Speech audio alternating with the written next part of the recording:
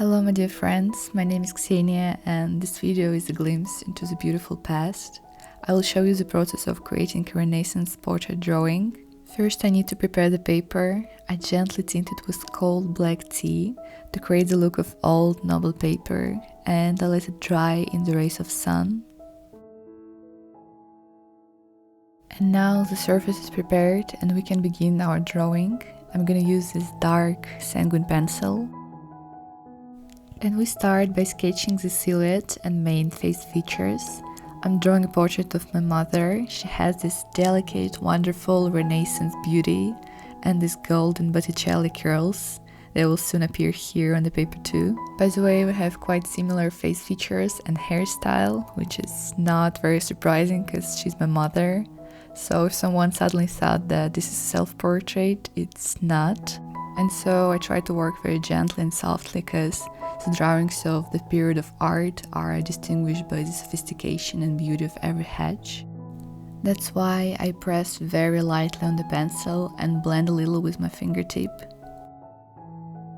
At some point this drawing started to remind me of a waterhouse. In general, my mother has this really amazing appearance that combines all the beauty of the Renaissance and the following eras of art, and I just couldn't help drawing her.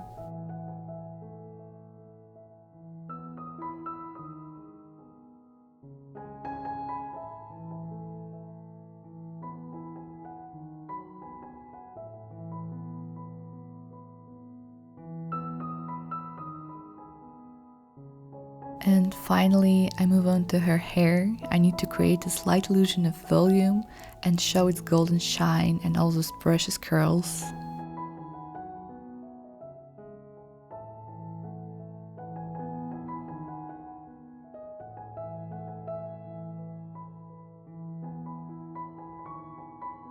My back usually gets very tired from drawing, but fortunately we're close to finishing. Sometimes final touches is the best part of the entire process of drawing. At some point it feels like a meditation because the hardest part is over and now we just add some hatches to make it look perfect. Sometimes I look in books at how a wiser and more experienced artist has handled a particular task, and this is usually very useful. Sometimes you doubt how to best draw something, but people who lived many centuries before you already know the answers and whisper them to you from these pages.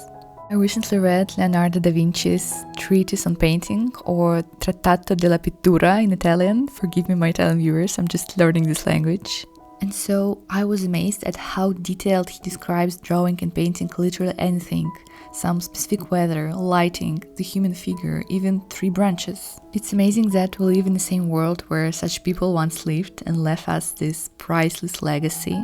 At the Academy of Arts, where I study, they say that you have to learn from the best, and that's true, so we devote a very important part of our training to copying drawings by old masters. Recently I went home to Moscow for the holidays and learned that the Tretyakov Gallery was hosting an exhibition of drawings by one of the best Russian artists, Alexander Ivanov. So I took a lot of great photos of his drawings for you guys to study and copy, and made a big album with a bunch of close-up photos of each fragment of his drawings, so that you can really get to know his technique. The album is posted on my Boosty, it's an algo of Patreon, the link is below, and here are a couple of fragments from it, so you can see what a great master he is. Copying the works of old masters is an important part of art education, as it allows you to quickly adapt their techniques and apply them in your future artworks.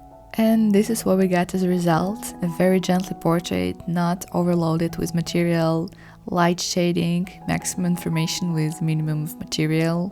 And at the end of this video I wanted to say words of gratitude to my wonderful community.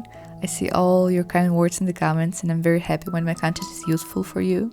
By the way, we also have a Telegram channel where I post some useful and interesting things, and you can communicate with fellow artists, get advice or words of support. Unfortunately, Instagram is working very badly in my country now, so if it stopped working completely, you can always find me there and keep in touch. So thank you guys for watching, and join our community and stay creative.